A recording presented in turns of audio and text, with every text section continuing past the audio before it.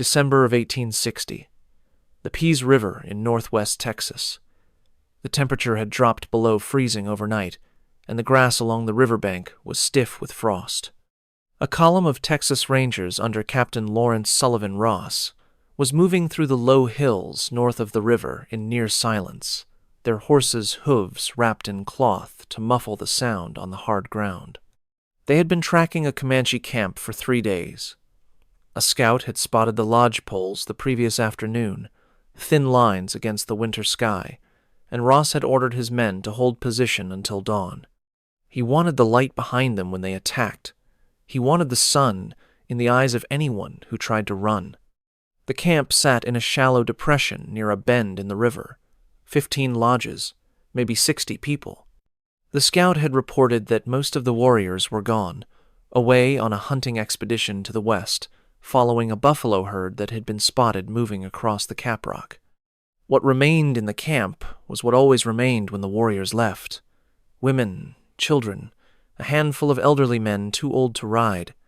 The people who processed the hides, dried the meat, maintained the lodges, tended the horse herd, kept the community alive while its fighters were away. This was the camp at its most vulnerable. This was precisely why Ross had chosen this morning to attack. At first light, he gave the order. The Rangers came over the ridge at full gallop, firing as they rode. The first shots hit the lodges before anyone inside was fully awake. A woman emerged from the nearest teepee carrying a bundle and was knocked sideways by a rifle ball before she could take 3 steps. Children scattered into the grass. Horses screamed and pulled at their tethers. The Rangers rode through the camp in a line, shooting at movement, at shapes, at anything that was not a ranger. The distinction between warrior and woman, between fighter and child, between threat and helpless, dissolved in the first 30 seconds and was not re-established for the next 20 minutes. In the chaos, a woman broke from the far edge of the camp and ran north through the tall brown grass along the river. She was carrying an infant pressed against her chest with one arm, running with the uneven, desperate stride of someone who knows that speed is the only thing between her child and death. A mounted ranger spotted her and closed the distance easily, his horse covering in seconds what took her minutes on foot. He drew alongside her. She stopped running. She turned to face him. And then she did something that made the ranger pull back on his reins, so hard his horse nearly sat. She held the child up toward him and screamed a single word. Not in Comanche, in English. The word was American. She screamed it again. American. American. Her skin beneath the layers of sun damage and wind burn, and years of living on the open plains, was lighter than the other women in the camp. Her eyes, when the ranger looked closely enough to see them through the dust and the chaos and the smoke drifting from the burning lodges behind her, were blue. Her name was Cynthia Ann Parker. She had not used that name in 24 years. She had been taken from her family's settlement at Fort Parker in May of 1836, when she was 9 years old. She had grown up Comanche. She had learned their language, their customs, their way of seeing the world. She had married a war chief named Peta Nocona. She had borne him 3 children, 2 sons and a daughter. She had built a life inside the nation that had taken her, and by every account that survives, she had loved that life completely. Now the men who were burning her home, and killing her people, and scattering her family's horses across the frozen prairie, were calling themselves her rescuers. But before I tell you what happened to Cynthia Ann Parker after this morning, before I reveal what the Rangers did with the other women they captured in this raid, and in dozens of raids like it across 3 decades of frontier warfare, I need to take you back. I need to show you how Texas built a fighting force whose methods against Comanche women and children were documented in their own reports, preserved in their own letters, and then systematically excluded from every history book the state produced for the next 100 years. Because what the Texas Rangers did on the frontier was not hidden by time, it was hidden by choice. You have heard of the Texas Rangers. Everyone has. They are one of the most mythologized institutions in American history. Television shows built around their name ran for decades. Novels cast them as the ultimate frontier heroes, men of iron will and unshakable moral code riding into the wilderness to protect civilization from savagery. The image is carved into the identity of Texas itself, a state that named its baseball team after them, that maintains a museum in Waco dedicated to celebrating their legacy, that teaches schoolchildren to revere them as the men who made Texas possible. That image is not entirely false. The Texas Rangers were effective. They were brave. They fought in conditions that would have broken less determined men, across terrains so vast and hostile that survival alone was an achievement. They adapted to the frontier with an ingenuity that professional military forces struggled to match. They learned to ride like Comanche. They learned to track like Comanche. They learned to fight like Comanche. And that was precisely the problem. Because when you train men to fight like their enemy, you must also decide which of their enemy's methods you will adopt and which you will reject. Texas made that decision. And the decision was to adopt all of them. The Texas Rangers were not a police force. They were not a branch of the military subject to the regulations and oversight that governed the United States Army.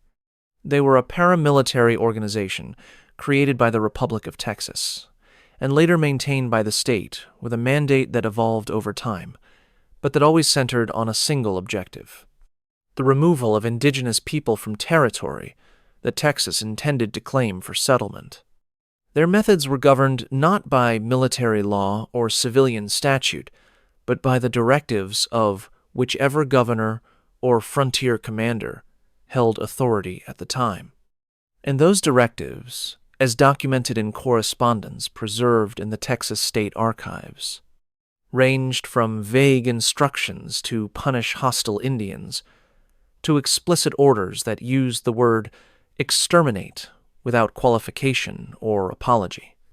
What the Rangers did to Comanche warriors in combat was brutal, but fell within the norms of frontier warfare, as both sides understood them. What they did to Comanche women and children found in camps after raids was something different. It was documented in their own after-action reports, in letters Rangers wrote to their wives and families, in diaries kept during campaigns, and in testimony recorded from Comanche survivors decades later. These documents were not destroyed. They were not lost in fires or floods or the chaos of war. They were archived, filed, preserved in libraries and government offices where any researcher with the inclination could find them and read them. But for over a century, no Texas history textbook cited them. No school curriculum referenced them. No museum exhibit displayed them. The documents existed in the same state that housed a mythology built on their absence. The truth and the legend occupied the same filing cabinets and never touched. If you want to understand what those documents contain, what actually happened when Texas Rangers rode into Comanche camps, and what was done to the women and children they found there, then subscribe to this channel right now. Hit that subscribe button because what I am about to reveal comes directly from the Rangers' own words, their own reports, their own letters home. This is not accusation from the outside. This is confession from within. And the reason it was kept out of the textbooks is the same reason it needs to be told now. Because silence is how a society gives itself permission to forget what it has done. To understand why Texas built the Rangers, and why their methods escalated to the point where their own reports became unpublishable in school textbooks, you need to understand what they were fighting. The Comanche were not simply another indigenous nation defending territory. They were an empire, the most powerful military force on the southern plains for over 150 years, controlling a territory so vast that the Spanish, the French, the Mexicans, and the Americans all failed to dislodge them across 3 centuries of trying. The Comancheria stretched from the Arkansas River in present-day Kansas south, through Oklahoma and the Texas Panhandle, west into New Mexico, and deep into central Texas. At its peak, It covered over 250,000 square miles of grassland, river valley, and high desert. The Comanche controlled this territory not through fortifications or settlements, but through movement. They were horse people.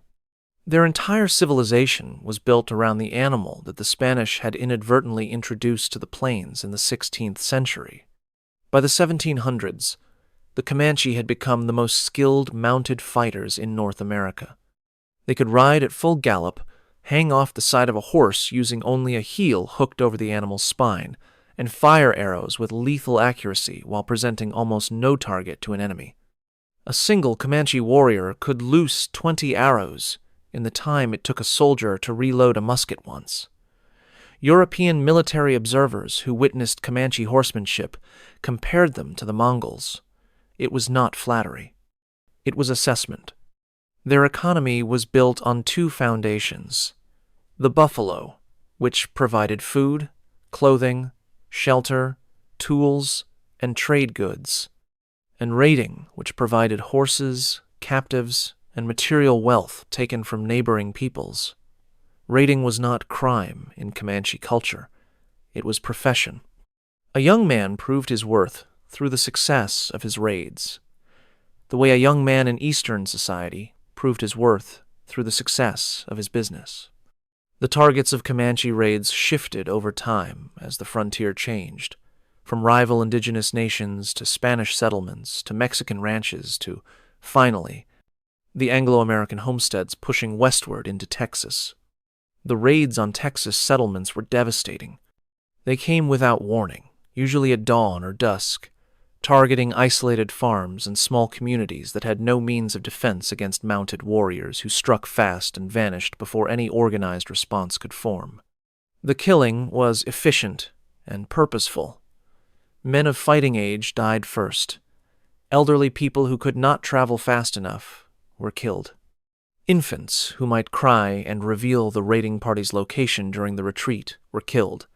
Women and children of useful age were taken as captives to be adopted, traded, or enslaved. The methods were brutal by any standard, and the terror they produced among Texas settlers was genuine, deep, and generational. Families who had lost members to Comanche raids carried that grief and that fury for the rest of their lives. Communities that had been attacked lived in permanent fear of the next raid. Children grew up with nightmares about screaming in the dark and horses thundering through the yard. This fear was real. The suffering of Texas settlers who lost family to Comanche raids was real, and Texas used that fear and that suffering as the moral foundation for everything that followed. Every escalation in Ranger tactics, every expansion of their mandate, every order that pushed them deeper into Comancheria with fewer restrictions on their methods, was justified by pointing back at the raids. They did this to our people. They took our women and children. They burned our homes. Now we will do what is necessary to make sure it never happens again. The logic was simple. The emotional appeal was overwhelming, and the result was a permission structure that allowed the Rangers to do things to Comanche women and children that Texas would spend the next century trying to pretend had never happened. The Texas Rangers were born out of necessity and shaped by violence into something that no other American institution quite resembled. They were not soldiers. They were not police. They were something in between, operating in a space where the rules of both professions blurred into irrelevance, and the only law that consistently applied was the willingness to use force faster and more decisively than the enemy. Stephen F. Austin organized the first Ranger companies in 1823, when Texas was still a Mexican territory and Anglo-American settlers were just beginning to push into land that the Comanche considered theirs. The early Rangers were little more than volunteer militia, farmers who left their fields periodically to patrol the frontier and respond to raids. They were poorly equipped, poorly organized, and largely ineffective against Comanche warriors, whose mounted combat skills outclassed anything the settlers could produce. For 2 decades, the Rangers were a reactive force, arriving after the damage was done, burying the dead, and riding home. Everything changed in the 1840s under a captain named John Coffee Hayes. Hayes was the first Ranger commander who understood that the only way to fight the Comanche was to become them. He recruited men who could ride and shoot simultaneously. He abandoned the infantry tactics that the regular military still employed and adopted the Comanche model of fast-mounted raids, hitting targets at speed and withdrawing before a counterattack could organize. He trained his men to live on the land the way the Comanche did, carrying minimal supplies, sleeping in the open, covering vast distances on horseback without the logistical chain that slowed conventional armies to a crawl. But Hayes understood something else as well. The Comanche advantage in mounted combat was not just skill, it was technology. A warrior with a bow could fire continuously, while a ranger with a single-shot rifle had to stop, dismount, reload, and remount after every shot. The bow was a repeating weapon, the rifle was not. The gap was lethal. Then Samuel Colt sent a shipment of his new revolving pistols to Texas. The Colt Patterson held 5 shots. It could be fired from horseback, without reloading after every round. It was inaccurate at distance, but devastating in the close-range mounted engagements that defined Comanche warfare. In 1844, at the Battle of Walker Creek, 15 Rangers armed with Colt revolvers defeated a Comanche war party of approximately 70 warriors. The Comanche had never encountered an enemy who could match their rate of fire from horseback. The tactical balance of the frontier shifted in a single afternoon. After Walker Creek, the Rangers evolved rapidly from a defensive militia into an offensive strike force. The revolver gave them the ability to engage Comanche warriors on equal terms in mounted combat. Hayes's training methods gave them the riding skills and endurance to operate deep in Comancheria for extended periods. And the political will of the Republic of Texas, which became a state in 1845, gave them the mandate to carry the fight to the enemy rather than waiting for the enemy to come to them. This was the critical shift. The Rangers stopped defending settlements and started attacking camps. The change in strategy seemed logical from a military perspective. Why wait for the next raid when you could strike the source? Why absorb casualties on the defensive when you could inflict them on the offensive? But the shift carried a consequence that would define the next 3 decades of frontier violence and produce the documents that Texas would later work so hard to suppress. When you attack a settlement, you are attacking warriors who chose to fight. When you attack a camp, you are attacking a community, women grinding corn, children playing near the river, elderly men repairing tools, the people who keep a civilization alive between its battles. The Rangers rode into those camps knowing exactly who they would find there, and they rode in anyway. The anatomy of a Ranger raid on a Comanche camp followed a pattern that repeated with minor variations across dozens of operations from the 1840s through the 1870s. The pattern was consistent enough to constitute doctrine, even if it was never formally written as such. The Rangers learned what worked and replicated it.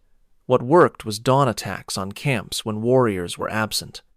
Scouts would locate a camp and observe it for days, sometimes weeks, tracking the movements of hunting parties, counting warriors, mapping the terrain, identifying escape routes that would need to be cut off. The ideal moment to strike was when the largest number of fighting men were away from the camp simultaneously. A major buffalo hunt could draw off most of a band's warriors for days at a time. A raiding expedition against another tribe or a distant settlement could do the same. The scouts waited for that window, and then the Rangers moved. They approached at night, slowly, dismounting in the final miles and leading their horses through ravines and creek beds to avoid silhouetting themselves against the sky. They positioned themselves on high ground overlooking the camp, usually to the east, so that the rising sun would be behind them when they charged. They waited in the cold.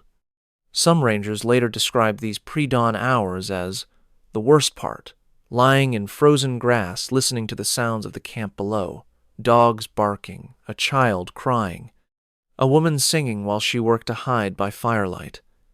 The sounds of ordinary life, about to be destroyed by men who lay in the darkness, counting the minutes until they had enough light to aim. At first light, the charge, Mounted rangers coming over the ridge or out of the tree line at full gallop, revolvers drawn, firing into the camp before anyone inside had time to process what was happening. The first targets were the horse herd. Rangers detailed specifically for this purpose rode straight for the tethered animals and either scattered them or shot them where they stood. Without horses, no one in the camp could flee at speed. Without horses, any warriors who returned from the hunt would arrive on foot against mounted enemies. The horse kill was not incidental to the raid. It was the raid's strategic center. Everything else followed from it. With the horses gone, the rangers swept through the camp. They fired into lodges. They shot at figures emerging from the teepee flaps, figures that in the half-light of dawn and the smoke of lodges already catching fire from overturned cooking fires were shapes rather than identifiable human beings. Ranger After Action reports use language that reveals the indiscriminate nature of these first minutes. Hostiles engaged, enemy killed, resistance overcome. The language of combat applied to a scene that included women holding children, elderly men struggling to stand, teenagers who had never held a weapon trying to run in directions where no mounted ranger waited with a revolver. The killing in the first minutes of a camp raid was not surgical. It was not targeted. It was volume fire directed at a concentrated population in an enclosed space. Some rangers acknowledged this in private correspondence, with a frankness that never appeared in official reports. One letter from a ranger who participated in a raid in the 1850s describes shooting a figure running between lodges and discovering afterward that it was a woman carrying a child in a cradleboard on her back. Both were dead. The ranger mentions this without expressed remorse, but also without the triumphant language that characterized descriptions of combat with warriors. The tone is closer to accounting. A notation of what happened, a fact recorded and left without commentary for the reader to interpret. The destruction of resources followed the killing. Every lodge was burned. Every food store, the pemmican and dried buffalo meat, and processed berries that would sustain the band through winter, was either taken or destroyed. Robes and blankets were piled and set alight. Tools, weapons, cooking implements, the accumulated material culture of a functioning community were smashed or scattered. The thoroughness was deliberate. A band that lost its camp in December or January, with no food stores and no shelter, faced starvation and exposure as certainties rather than possibilities. The rangers understood this. Their reports described the destruction of resources with the same strategic satisfaction they applied to enemy casualties. Lodges destroyed, provisions burned, horse herd eliminated. The language of logistics applied to the annihilation of a community's ability to survive. After the shooting stopped and the lodges burned, the rangers collected the survivors. This is where the official reports and the private accounts begin to diverge most sharply. The official reports describe prisoners taken. They note numbers: 12 women and children captured, 8 women and 6 children secured. The language is administrative. It implies an orderly process.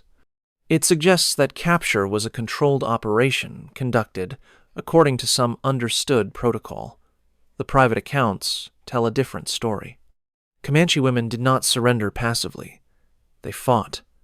They fought with knives, with lodge poles, with rocks, with their hands and teeth when nothing else was available. They fought for the same reason any human being fights when strangers on horseback ride into their home at dawn and start killing. Ranger accounts describe women who charged mounted men armed with nothing but a skinning blade, women who threw themselves over their children and refused to move, women who screamed in a language the rangers did not understand and kept screaming until they were struck hard enough to stop. The rangers interpreted this resistance as confirmation that Comanche women were as savage as their men. The possibility that a mother fighting to protect her child from armed strangers was exhibiting the most universal human response imaginable did not appear in their analysis. Women who resisted were beaten into compliance. This is documented not by external critics, but by the Rangers themselves, in letters where they describe what was necessary to subdue female prisoners with the same matter-of-fact tone they used to describe breaking a horse that refused the saddle.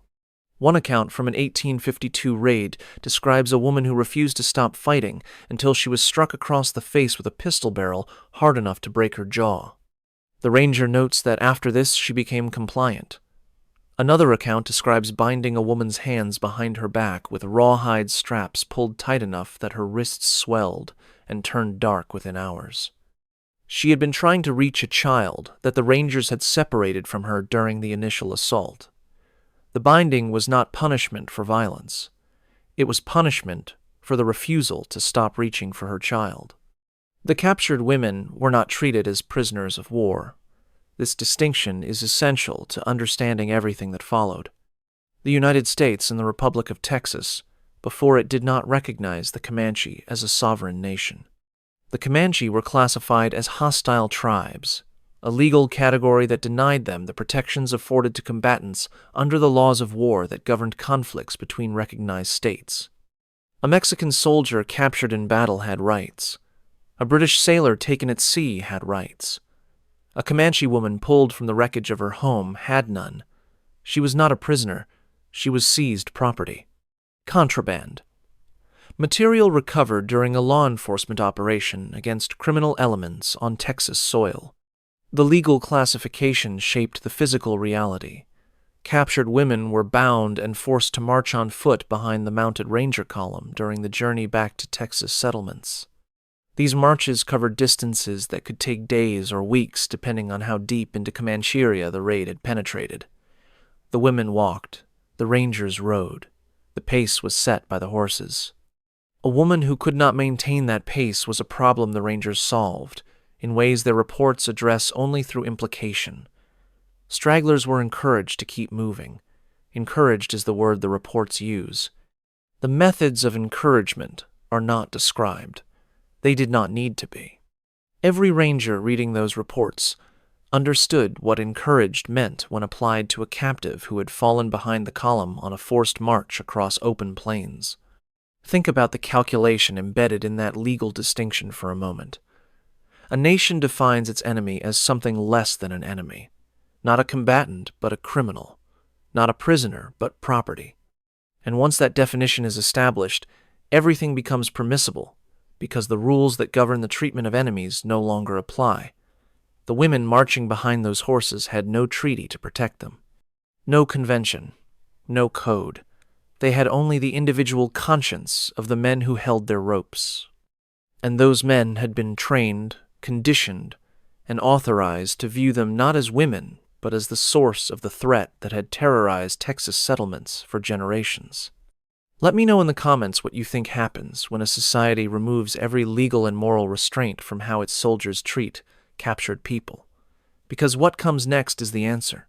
The event that transformed the Texas Comanche conflict from a frontier border war into something approaching a campaign of annihilation took place on March 19, 1840 in San Antonio. It is known as the Council House Fight, and its consequences for Comanche women would reverberate for the next 35 years. By 1840, both sides had reason to seek peace. Texas settlers were exhausted by years of raids. The Comanche, facing increasing pressure from westward expansion, recognized that negotiation might preserve what warfare was slowly costing them. A council was arranged. Comanche chiefs from the Penateca Band agreed to come to San Antonio to discuss terms. The Texans had one primary demand: the return of all white captives held by the Comanche. The chiefs agreed to bring captives as a gesture of good faith. On the appointed day, 65 Comanche arrived at the council house in San Antonio. Chiefs, warriors, women, and children. They brought with them a single white captive, Matilda Lockhart. She was 16 years old. She had been in Comanche captivity for 2 years. When the Texan commissioners saw her, the negotiation effectively ended before it began. Matilda Lockhart's condition shocked men who considered themselves hardened by frontier life. Mary Maverick, a San Antonio resident who helped care for the girl after her release, described what she saw. Matilda's nose had been burned off. The flesh was gone entirely, leaving exposed bone and 2 open nostrils denuded of tissue. Her head, arms, and face were covered in bruises and sores. Burns covered her body, the result of systematic torture inflicted over months. She was barely able to speak above a whisper. She told the commissioners that other captives were being held by different bands, and that the Comanche intended to ransom them one at a time, extracting maximum payment for each. The Texan commissioners were furious. They had expected all captives returned at once. They interpreted the Comanche strategy of individual ransom as deliberate bad faith. They decided to take the chiefs hostage until all captives were produced. Soldiers were brought into the council house. The Texan commissioners informed the chiefs they would be held prisoner. The Comanche understood immediately what was happening. A chief drew a knife. A soldier fired. Within minutes, the council house was a slaughter. When the fighting ended, 35 Comanche were dead. Chiefs, warriors, women who had accompanied the delegation, and children who had been playing outside the building. 27 Comanche women and children who survived were taken prisoner and held in San Antonio. 7 Texans were dead and several more wounded. The Peace Council had become a massacre, and both sides knew that everything that followed would be shaped by what happened in that room. The Comanche response was immediate and devastating. War parties swept through Texas in what became known as the Great Raid of 1840. They burned Linville on the Gulf Coast. They killed settlers across a swath of territory stretching hundreds of miles. They took captives, and they executed prisoners they already held in retaliation for the council house dead. 13 captives, including Matilda Lockhart's younger sister, who was 6 years old, were tortured and killed. The methods were deliberate. The message was clear. You killed our people under a flag of truce. Now your people will pay. Texas responded to the Great Raid with a fury that obliterated whatever restraints had previously governed ranger operations. The council house fight and the retaliatory killings that followed created a cycle of violence in which each atrocity justified the next. The Rangers had seen what was done to Matilda Lockhart. They had buried the settlers killed in the Great Raid. They had heard the descriptions of how the 13 captives died. Every raid they conducted from that point forward carried the emotional weight of those events. Every Comanche camp they destroyed was retribution. Every woman they captured was the enemy who had burned off Matilda Lockhart's nose. The individual humanity of the people in those camps disappeared behind a wall of accumulated grief and rage that Texas had no interest in dismantling, because that wall was useful. It permitted things that would otherwise have required justification. After the council house fight, no justification was necessary. The Rangers had permission, and they used it. After the council house fight, the language in official Texas correspondence changed. The shift was subtle in some documents and explicit in others, but the direction was consistent. The Comanche were no longer described as a military adversary to be defeated. They were described as a problem to be eliminated. Governor Mirabeau Lamar, who held office during the council house fight and its aftermath, made his position clear in communications that survive in the Texas State Archives. He rejected his predecessor Sam Houston's policy of negotiation and diplomacy with indigenous nations. Lamar viewed the Comanche as an obstacle to Texas expansion that could not be negotiated with, only removed. His directives to Ranger commanders used language that left little room for interpretation. The word exterminate appears in official correspondence from this period, not as rhetoric, as instruction. The strategy that emerged from this mandate was not simply to win battles against Comanche war parties. It was to destroy the Comanche capacity to function as a people, and the men who designed this strategy understood exactly what that required. The Comanche were not a nation that could be defeated by killing its soldiers. They were a nation whose survival depended on a web of interconnected functions performed by every member of the community. warriors hunted and fought, but women processed the buffalo that fed and clothed the band. Women built and maintained the lodges. Women preserved the food stores that sustained the community through winter. Women raised the children who would become the next generation of Comanche. Women held the knowledge systems, the language, the cultural practices, the methods of survival on the plains that had been refined over centuries. Destroy the warriors, and the women would rebuild. Destroy the women's ability to perform their functions, and the entire civilization would collapse. The Rangers understood this with a clarity that their reports reveal in the cold language of strategic assessment. After-action reports from the 1840s and 50s describe the destruction of camp resources, with an emphasis that goes beyond military necessity into something more deliberate. Lodge skins were not merely burned. They were counted. 23 lodges destroyed. 31 lodges destroyed. 40 lodges and all provisions destroyed. The numbers mattered because each lodge represented a family unit whose capacity to survive the next season had been eliminated. Each food store destroyed represented weeks or months of labor by women who had processed buffalo meat and berries into pemmican through techniques that required skill and time and could not be replicated quickly. Destroying a winter's food supply in December was not a tactical strike. It was a death sentence delivered not by bullet but by starvation, executed not against warriors but against the women and children and elderly who depended on those stores to live. The killing and capture of women during raids served the same strategic logic. Every woman taken from a Comanche band reduced that band's ability to process hides, prepare food, build shelters, and raise children. The Rangers did not need to articulate this in explicit strategic documents because the logic was self-evident to men who had spent years observing how Comanche society functioned. They knew which targets mattered. They knew that a camp full of women was not a secondary target. It was the primary target. The warriors would fight and die on the plains regardless. It was the women who determined whether the Comanche nation survived or perished.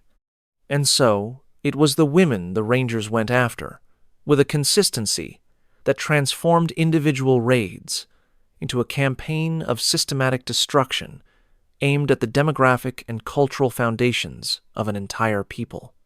Some Rangers saw this clearly and said so in private. A letter written by a ranger who served in the 1850s, preserved in a family archive and later donated to a university collection, describes the strategy with a frankness that never appeared in official channels. He wrote that every camp they burned was worth more than every warrior they killed, that the women were the real enemy, because without them the Comanche could not replace what they lost. He did not write this with pride or with shame. He wrote it as observation, as a man describing the mechanics of a machine he operated without questioning its purpose. The machine's purpose was destruction. The women were its primary material, and the Rangers fed it with the efficiency of men who believed they were doing necessary work. The journey from the site of a raid back to Texas settlements could take days or weeks, depending on how deep into Comancheria the Rangers had penetrated. For the captured Comanche women, this journey was a sustained ordeal that stripped away whatever the raid itself had not already destroyed. They walked. The Rangers rode. This was not a logistical necessity, but a deliberate arrangement. The Rangers had captured horses during the raid. Horses were available. But mounting a Comanche woman on a horse meant giving her the one tool she needed to escape. A Comanche woman on horseback in open country could outride most of the Rangers pursuing her. She had grown up on horses. She could ride bareback at speeds that men raised in saddles could not match. So the women walked, bound at the wrists, connected to each other or to a ranger's saddle by lengths of rawhide, moving at whatever pace the column set. The pace was punishing. Rangers on campaign moved fast. They wanted to clear Comancheria before returning warriors discovered the destroyed camp and organized pursuit.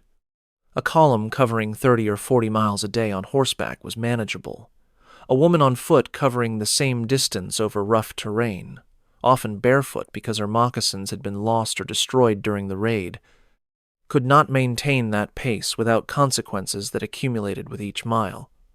Blistered feet became infected. Dehydration set in under the Texas sun.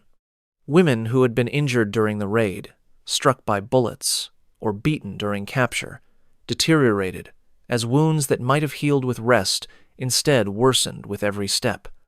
Women who fell behind the column were dealt with according to the unwritten protocols of the march. Some accounts describe rangers dismounting to strike women who had stopped walking. Others describe women being dragged by the rawhide tethers, connecting them to mounted riders until they regained their feet or until the skin around their wrists tore through. The official reports do not describe these methods. They note only that all prisoners were delivered to the destination. The condition in which they were delivered, the damage accumulated across days of forced marching, is recorded only in the observations of the people who received them at the other end. But the physical toll of the march was not what broke these women. What broke them was what happened to their children. During the chaos of a dawn raid, children scattered. They ran in every direction, driven by the same instinct that drives any small creature caught in a sudden storm of noise and violence. Some ran into the grass and hid. Some were scooped up by women who were themselves trying to flee. Some were found in lodges after the shooting stopped, crouched beneath buffalo robes or pressed against the bodies of adults who had been killed around them. The Rangers collected children the way they collected other assets from the camp, as items to be cataloged and transported. But the children were not kept with their mothers. Ranger reports describe women and children as separate categories of prisoner, counted independently, transported in different groups within the column. A woman marching at the rear of the column might know that her child had been taken alive during the raid, but have no way to see the child, speak to the child, or confirm that the child was still with the column at all. Some children were sent ahead with faster-moving elements of the Ranger force. Some were handed off to settlers encountered along the return route, who expressed willingness to take them. Some simply disappeared from the column's inventory between the raid site and the destination, their absence unrecorded and unexplained. For the women, the separation was a wound that made every other wound irrelevant. Comanche oral histories recorded in the late 19th and early 20th centuries described the loss of children during Ranger raids as the defining trauma of the entire conflict, worse than the killing, worse than the burning of camps, worse than the destruction of the horse herds. A woman who lost her lodge could build another. A woman who lost her food stores could process more buffalo when the herds returned. A woman who lost her child to a column of mounted strangers, riding east with no intention of returning that child, lost something that could not be rebuilt, replaced, or recovered. The grief was permanent, and the Rangers knew it was permanent. They understood that separating mothers from children inflicted a damage that no physical punishment could match. Whether they chose this method deliberately as a weapon or simply allowed it to happen through indifference, the result was the same. It destroyed women more completely than anything else the Rangers could have done to them. The captured women arrived at Texas settlements as trophies. There is no other word that accurately describes how frontier communities received them. After years of living in fear of Comanche raids, after burying neighbors and family members killed in those raids, after hearing the stories of what happened to captives like Matilda Lockhart, the settlers of central and western Texas viewed captured Comanche women not as prisoners deserving humane treatment, but as symbols of retribution, proof that the people who had terrorized them were finally being made to pay. At some frontier towns, the arrival of a ranger column with Comanche prisoners drew crowds. People came from surrounding farms and settlements to see the captives the way they might come to see a traveling exhibition. The women were displayed, not formally, not on platforms or stages, but displayed nonetheless. Paraded through town on foot, still bound, still bearing the injuries of the raid and the march, while residents lined the street and stared. Some threw things, some shouted. Some simply watched in silence, studying the faces of women who represented everything they had feared and hated for as long as they could remember. The women who had held status in their communities, wives of chiefs and prominent warriors, women who had commanded respect and wielded authority within the complex social structure of Comanche society, were singled out for particular attention. Settlers who learned that a captive was the wife of a known war chief, a man whose raids had killed people they knew, focused their anger on her with a specificity that went beyond general hostility. She became a surrogate for a man they could not reach, his wife, his property, in the framework they understood, the closest they could get to punishing someone they held responsible for their suffering. What happened during these public displays varied by settlement and by the temperament of whoever held local authority. Some accounts describe verbal abuse, sustained and violent in its language, directed at women who could not understand a word being said to them, but who understood the tone and the faces and the gestures with absolute clarity. Other accounts describe physical contact. Women struck by civilians who pushed past rangers to reach them, women spat upon, women whose clothing, already damaged from the raid and the march, was torn further by hands reaching out of the crowd. The rangers sometimes intervened, sometimes they did not. Their reports note that prisoners were delivered to the appropriate authorities. What happened between the edge of town and the appropriate authorities is a space the reports do not fill. At military forts, conditions were marginally more controlled, but not meaningfully more humane. Captured Comanche women were held in guardhouses or stockades designed for military prisoners. They were given rations, which they often refused because the food was unfamiliar, and because many women in the immediate aftermath of a raid and forced march were in a state of shock so profound that basic functions like eating required effort they could not produce. They were sometimes examined by military surgeons whose notes provide some of the only clinical documentation of the physical condition of women after ranger raids: bruising consistent with blunt force trauma, lacerations to the wrists from binding, dehydration, malnutrition, injuries from gunshot wounds that had received no treatment, broken bones that had begun to set incorrectly during the march. The surgeons recorded these observations in the same files where they recorded the health of soldiers and livestock, one more category of physical inventory to be assessed and documented. The women who arrived at these forts carrying infants faced an additional cruelty that the military administered with bureaucratic indifference. Children were frequently separated from their mothers upon arrival. The rationale, when one was offered, was that children would be placed with Christian families who could raise them properly.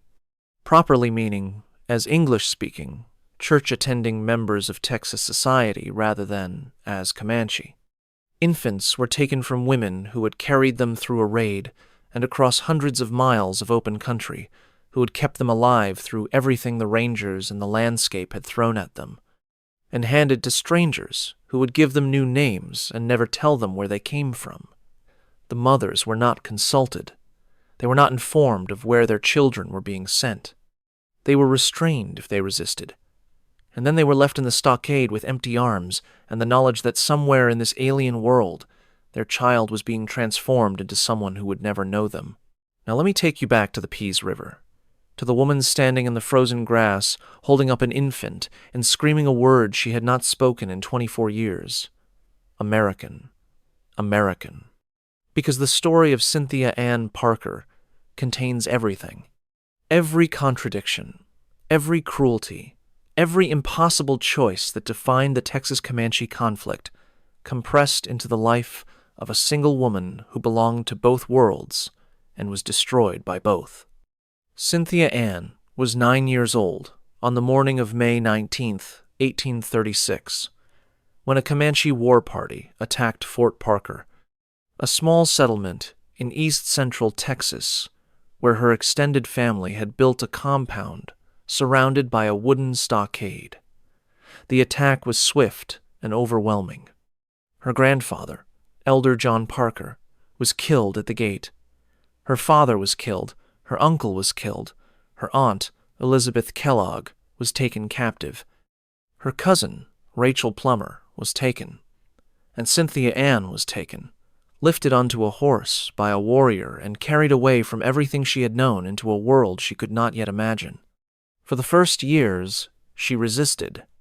Accounts from traders and intermediaries who encountered her during ransom negotiations in the late 1830s describe a girl who still spoke English, who still asked about her family, who still clearly identified as a white captive rather than a Comanche.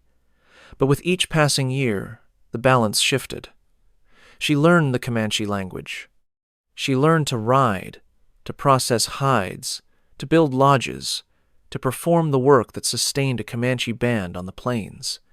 She forgot English slowly, word by word, the way a river forgets its source as it moves further from the mountains. By her mid-teens, traders who met her reported that she refused to speak English and showed no interest in returning to Texas. She had crossed a line that could not be uncrossed. She had become Comanche. She married Peta Nakona, a war chief of the Nakoni Band. He was by all surviving accounts a formidable man, respected among the Comanche for his leadership and his success in raids. Cynthia Ann bore him 3 children, 2 sons, Quanah and Pecos, and a daughter, Topsana, whose name meant prairie flower. She lived among the Nakoni for nearly 2 decades as a full member of the band, performing the same roles as any other Comanche woman, raising her children in the traditions of the people who had taken her and whom she now considered her own. Then December of 1860 came. Sol Ross and his rangers found the camp on the Pease River. The attack unfolded the way every ranger attack on a Comanche camp unfolded. Dawn, gunfire, burning lodges, screaming horses, and in the chaos, a woman running with an infant, turning to face a mounted ranger, and screaming the only English word she could still summon from a language she had abandoned 2 decades earlier. Ross recognized what he had found. A white woman living among the Comanche was a prize of enormous political value. He took Cynthia Ann and her daughter Prairie Flower into custody and sent word to the Texas authorities that the Parker girl, taken 24 years ago, had been recovered. Texas celebrated. Newspapers published the story as a triumph of ranger heroism. A white woman rescued from savagery. A lost daughter returned to civilization. The narrative was irresistible. It confirmed everything Texas wanted to believe about itself and about the Comanche. Civilization had reclaimed one of its own. Cynthia Ann did not experience her rescue as liberation. She experienced it as a second captivity. She fought against the rangers who took her. She wept for her husband.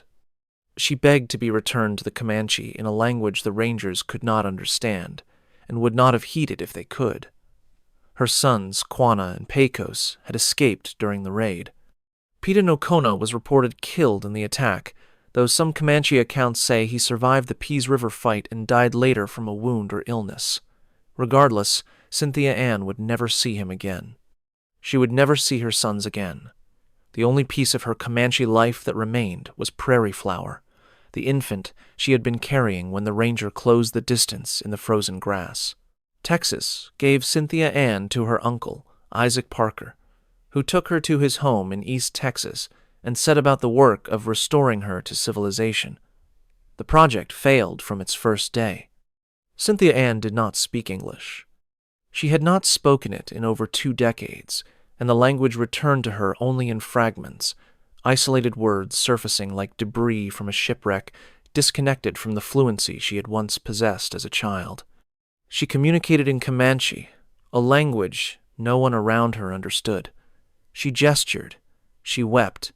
She sat in silence for hours, staring in the direction of the plains she could no longer reach. Her family watched her constantly. Not out of cruelty, though the effect was indistinguishable from it. They watched her because she tried to escape, repeatedly. She took horses when she could get access to them, and rode west until someone caught her and brought her back. She left on foot when horses were unavailable. Each attempt was intercepted. Each return was followed by tighter restrictions on her movement. The family that believed it was saving her was imprisoning her. The walls of Isaac Parker's homestead were as effective as any stockade. The doors were not locked with iron, but with the constant presence of relatives who never let her out of their sight. The Texas legislature granted Cynthia Ann a pension and a league of land in recognition of her suffering. She did not understand what a pension was. She did not want land in Texas. She wanted to go home. Home was not a place on any map the legislature recognized. Home was a band of Noconi Comanche somewhere on the plains, a husband who might be alive or dead, 2 sons she had last seen running into the grass as rangers burned everything around them. The pension and the land were Texas's way of closing the story. The lost girl found, the captive freed, the account settled. That Cynthia Ann did not consider herself lost or freed was an inconvenience the narrative could not accommodate. Prairie Flower, the daughter she had carried through the raid, was the single thread connecting Cynthia Ann to the life she had been torn from. The child was her proof that her Comanche life had been real, that she had been a wife and mother in a world that the people around her dismissed as savagery. She held Prairie Flower constantly. She spoke to her in Comanche, singing the songs she had learned on the plains, telling her daughter stories about a father and brothers the child would never remember. Prairie Flower was everything. In 1864, Prairie Flower contracted influenza. She was 4 years old. The illness moved quickly through her small body. There was no Comanche medicine woman to prepare the treatments Cynthia Ann would have trusted. There were Texas doctors whose methods she did not understand, and whose language she could barely follow. Prairie Flower died. The last living connection between Cynthia Ann and her Comanche family was gone. What followed was described by family members with a helplessness that suggests they understood, perhaps for the first time, the magnitude of what had been done to this woman. Cynthia Ann stopped eating. Not abruptly, not as a dramatic gesture, but gradually, the way a person stops doing something when the reason for doing it has disappeared. She grew thinner. She stopped speaking. Even the fragments of English she had recovered, and the Comanche that no one around her understood. She sat. She stared west. She waited for something that was not coming. Cynthia Ann Parker died in 1870. The official cause was influenza, the same disease that had killed her daughter. Some historians believe she had simply stopped sustaining her own body, that the disease found a host that had already surrendered, that she had chosen to die the only way available to a woman who was watched every hour of every day by people who called themselves her family, but whom she experienced as her captors. She was buried in Texas, far from the plains, far from the Pease River, far from everything she had loved. She had been captured twice, once by the Comanche at age 9, once by the Texas Rangers at age 33. The first capture gave her a life, a husband, children, a community, a language, an identity. The second capture took all of it away and replaced it with a pension she did not want and a league of land in a state she did not recognize as home. Texas called the first capture a tragedy and the second a rescue. Cynthia Ann would not have agreed with either description. She would have said, if anyone had been able to understand her, that she had been taken from her family twice, and that the second time was worse because the second time there was no adapting, no learning, no slow transformation into someone who could find meaning in the new world. The second time, there was only loss. Cynthia Ann Parker's story is the one that survived because she was white, because her capture and recapture fit a narrative that Texas could use, even if the details of that narrative contradicted the version Texas preferred to tell. But Cynthia Ann was one woman. Behind her story, invisible to the history that celebrated her rescue, were hundreds of Comanche women whose experiences followed the same pattern without the single detail that made Cynthia Ann's story publishable. They were not white. They were Comanche. and Comanche women taken by Texas Rangers did not get pensions or leagues of land or newspaper stories about their liberation. They got stockades. They got forced marches. They got their children taken. And, eventually, they got the reservation. The end came in 1875. The Red River War, the final military campaign against the Comanche and their allies on the southern plains, broke the last free bands and forced their surrender at Fort Sill in Indian Territory, present-day Oklahoma. The campaign was not fought primarily by Texas Rangers. By the 1870s, the United States Army had assumed the lead role in frontier military operations, and the Rangers had transitioned toward law enforcement functions in settled areas. But the strategy the Army employed against the Comanche in the Red River War was the same strategy the Rangers had pioneered 3 decades earlier. Attack the camps, destroy the horse herds, burn the lodges, eliminate the food stores, force the bands onto the reservation by making survival off the reservation impossible. Colonel Ranald Mackenzie's attack on Palo Duro Canyon in September of 1874 was the decisive blow. His soldiers descended into the canyon at dawn, destroyed the Comanche camp, captured over 1,000 horses, and then, on Mackenzie's direct orders, shot the entire herd. The killing took hours. Over 1,000 animals, the foundation of Comanche life, destroyed in a single morning.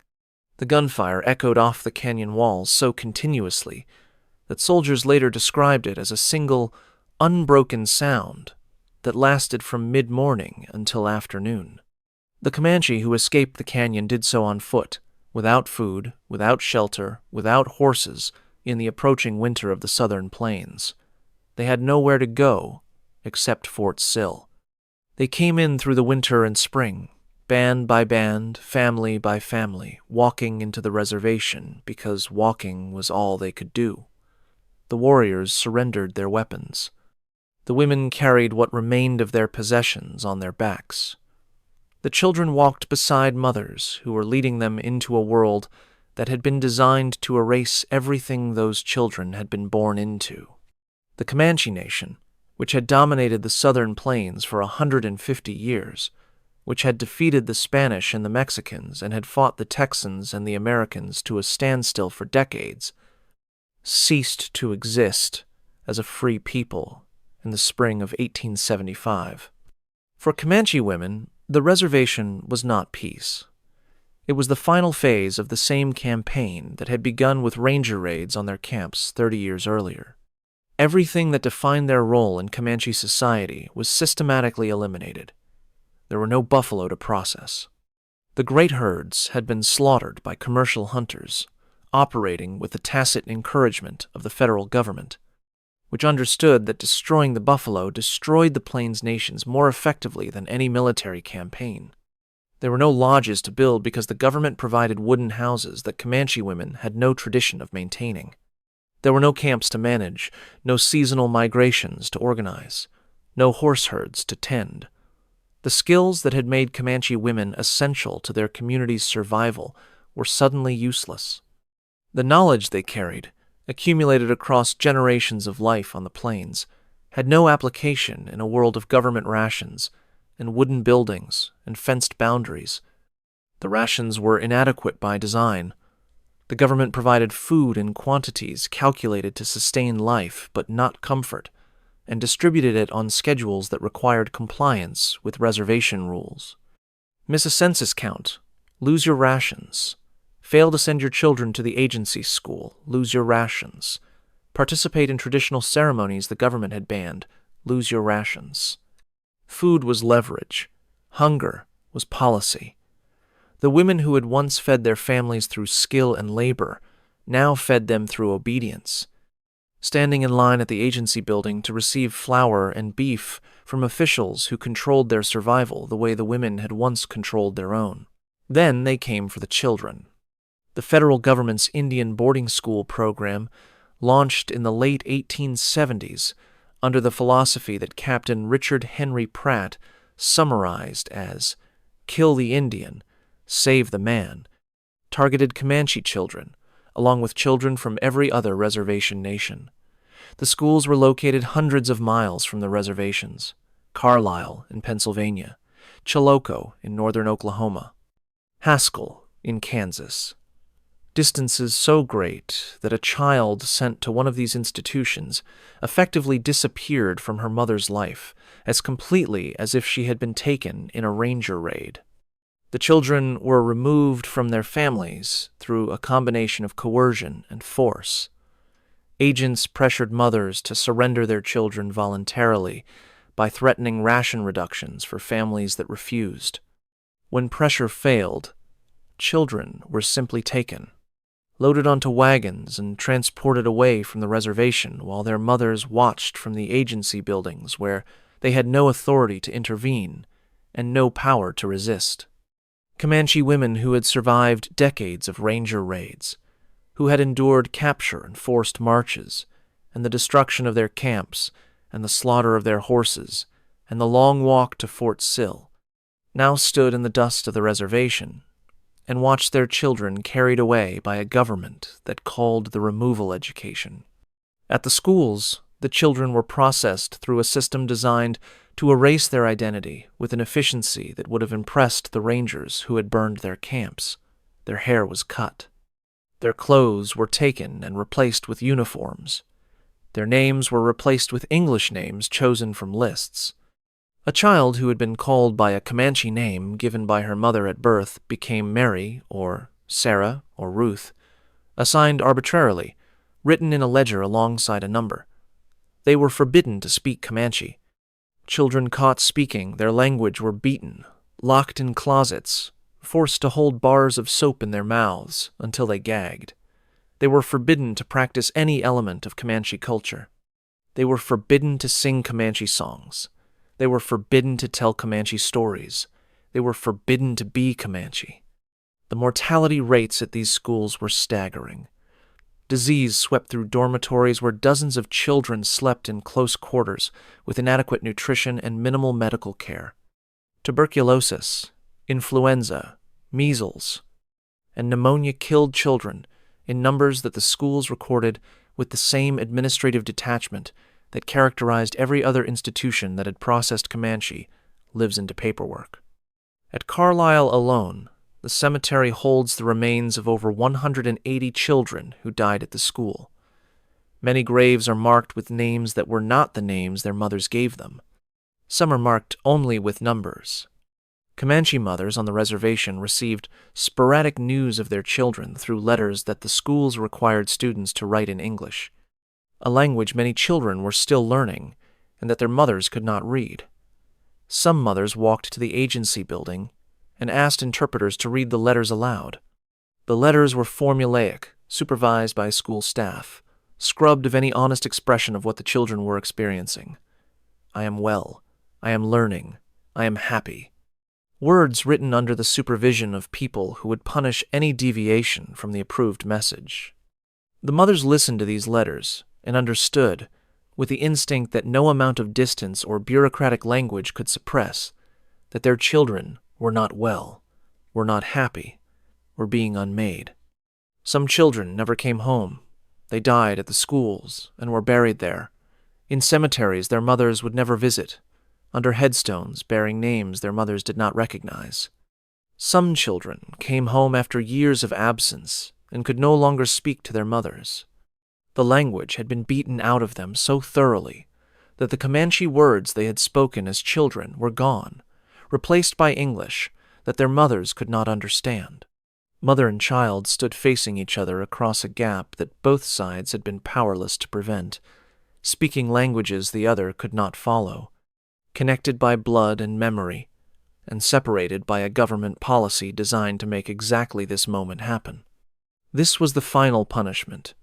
Not the ranger raids, not the forced marches, not the burning of camps or the killing of horses or the stockades at frontier forts.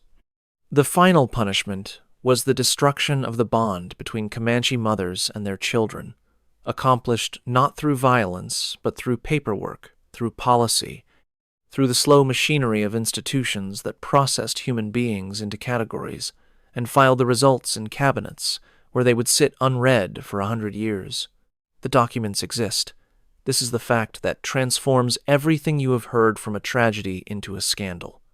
The Ranger after-action reports describing what happened in Comanche camps are preserved in the Texas State Archives in Austin. The letters Rangers wrote to their families describing the treatment of captured women sit in university collections across the state. The military correspondence discussing the strategy of destroying Comanche communities through targeting women and resources is filed in federal archives in Washington. The Comanche oral histories recorded by ethnographers in the late 19th and early 20th centuries are stored in libraries and research institutions. None of this material was lost. None of it was destroyed. None of it was hidden behind classified designations or sealed by court order. It was simply never used. For over a century, Texas constructed a version of its frontier history that required the exclusion of specific facts. The process was not accidental. It was deliberate, repeated with each generation of textbooks, each curriculum revision, each museum exhibit that chose which stories to display and which to store in the basement. The Texas Rangers were presented as heroes. Their courage was real and was documented. Their skill was real and was celebrated. Their role in making Texas settlement possible was real and was emphasized. What was removed, carefully, consistently, across decades of editorial decisions, was what they did to the people who were already there. The textbooks adopted by Texas public schools described Ranger campaigns against the Comanche in the language of military achievement. Engagements won, territory secured, hostile threats neutralized. The word Comanche appeared as a category of obstacle rather than a category of people. The women in the camps were not mentioned. The children separated from their mothers were not mentioned. The forced marches were not mentioned. The public displays of captive women in frontier towns were not mentioned. The destruction of food stores timed to coincide with the onset of winter, a tactic designed to produce starvation among non-combatants, was not mentioned. The textbooks told a story in which the Rangers fought warriors on an empty landscape and won. The women, the children, the elderly, the communities that gave those warriors something to fight for, were edited out of the narrative as thoroughly as if they had never existed. The Texas Ranger Hall of Fame and Museum in Waco, which remains the primary public institution dedicated to Ranger history, reflects the same editorial choices. Its exhibits celebrate bravery, marksmanship, frontier justice, and the taming of a wild land. Visitors can see revolvers carried by famous Rangers. They can read accounts of legendary gunfights. They can study maps of campaigns and admire artifacts recovered from frontier posts. What they cannot find in any exhibit or display or interpretive panel is a detailed account of what happened to Comanche women captured during those campaigns. The museum tells visitors what the Rangers did. It does not tell visitors what the Rangers did to the people who could not fight back. This is not an accusation of conspiracy. It is a description of how historical narratives are constructed. Every museum, every textbook, every curriculum makes choices about what to include and what to omit. Those choices are shaped by what a society wants to believe about itself. Texas wanted to believe that the Rangers were heroes. Including the treatment of Comanche women in that narrative would have complicated the heroism beyond what the narrative could bear. So the complications were removed. Not by burning documents or falsifying records, but by the simpler and more effective method of never mentioning them. Silence is the most efficient form of censorship. It requires no effort to maintain. It leaves no evidence of its operation. It simply allows the absence of information to do the work that active suppression would make conspicuous. And yet one story broke through. One story that Texas could not silence because it was too dramatic, too symbolic, too deeply embedded in the mythology of the frontier to be removed. The story of Cynthia Ann Parker. But even that story was edited. Texas told it as a rescue narrative. A white woman saved from captivity. A lost daughter returned. The version in which Cynthia Ann did not want to be saved, in which she spent the last decade of her life trying to escape back to the Comanche, in which she starved herself to death after losing everything the Rangers had taken from her. That version was not the one Texas taught its children. That version was too honest. And honest was not what the narrative required. Quanah Parker never forgot his mother. The son Cynthia Ann had last seen running into the grass during the Pease River raid grew up to become the last great chief of the Comanche people. He led the final resistance against the army on the southern plains. He fought at the Battle of Adobe Walls in 1874. He led warriors in the Red River War. And when the war was lost, and the Comanche walked into Fort Sill to surrender, Quanah was the one who negotiated the terms. He understood that fighting was finished. He understood that the Comanche would need to survive through adaptation rather than resistance. And he spent the rest of his life doing exactly that, building political relationships with Texas ranchers and federal officials, advocating for his people's rights on the reservation, becoming one of the most influential Native American leaders of the late 19th century. But through all of it, through the diplomacy and the politics and the slow work of keeping his people alive inside a system designed to erase them, Quanah searched for his mother. He knew she had been taken at Pease River. He knew she had been returned to her white family in Texas. He did not know where she had been buried. For years, he sent letters and dispatched intermediaries to track the location of her grave. The son who had been separated from his mother by Texas Rangers as a child spent decades as an adult trying to find where Texas had put her body. He found her. Cynthia Ann had been buried in Fosterville, Texas, in a small cemetery that reflected the marginal status she had occupied in the white world she had never accepted as her own. Quanah arranged to have her remains moved. In 1910, he had his mother and his sister, Prairie Flower, reinterred at the Post Oak Mission Cemetery near Cache, Oklahoma, on the land where the Comanche Reservation was located.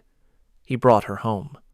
Not to the plains where she had lived as a free woman, not to the banks of the Pease River where she had raised her children, but as close to home as the world that had been built on the ruins of Comanche would allow. Quanah Parker died in 1911, less than a year after bringing his mother home. He was buried beside her. The son who had been separated from his mother at gunpoint on a frozen December morning in 1860 finally lay next to her again, 51 years later, in Oklahoma soil that had once been the eastern edge of the Comanche world. The headstone does not tell the full story. No headstone could. The Comanche Nation today numbers approximately 17,000 enrolled members. They are headquartered in Lawton, Oklahoma, on land that bears no resemblance to the open plains their ancestors dominated for a century and a half. The language that the boarding schools tried to destroy is being taught again, slowly, painstakingly, by elders who are the last generation to have learned it from parents who spoke it as their first tongue. The oral histories that recorded what happened during the Ranger campaigns are being preserved by tribal historians who understand that if they are not recorded now, they will be lost when the last people who heard them from their grandmothers are gone. The Texas Ranger Museum in Waco is still open. The exhibits still celebrate frontier heroism. The gift shop still sells books that tell the story Texas has always preferred. And the documents in the state archives, the reports and letters and correspondence that describe what actually happened in those camps, are still there, still filed, still available, still waiting for the version of Texas history that includes them. Every nation builds its history from the stories it chooses to tell, and every nation reveals its character through the stories it chooses to leave out. Texas left out the women in the camps, the women on the forced marches, the women in the stockades, the women who watched their children carried away by men on horseback, and by men with clipboards, and by men with policies that accomplished through paperwork what the Rangers had begun with revolvers. Texas left them out because including them would have required admitting that the institution it celebrated most had built its legend on the suffering of people who could not fight back. And that admission was a price Texas was not willing to pay. Now you know what the textbooks did not teach. Now you carry what the archives held, and that matters. Because the women who endured the ranger campaigns and the reservations and the boarding schools left behind almost nothing with their own names on it. They left behind children who became elders, who told stories to grandchildren who were telling them now, in a race against time to preserve what silence almost destroyed. They deserve to be heard. They have waited long enough. If this story matters to you, subscribe to this channel right now. Hit that subscribe button and the notification bell, because the stories that history tried to bury are the ones that most need telling. Share this video. Drop a comment telling me what part stayed with you, and tell me where you are watching from, because this truth belongs to everyone, not just to Texas. But the American frontier was not the only place where a nation rewrote its own history to hide what it did to women and children. There is another chapter, from another country, where the erasure was even more complete and the silence even deeper. That story is waiting for you now. Click the video on your screen and discover what was buried next.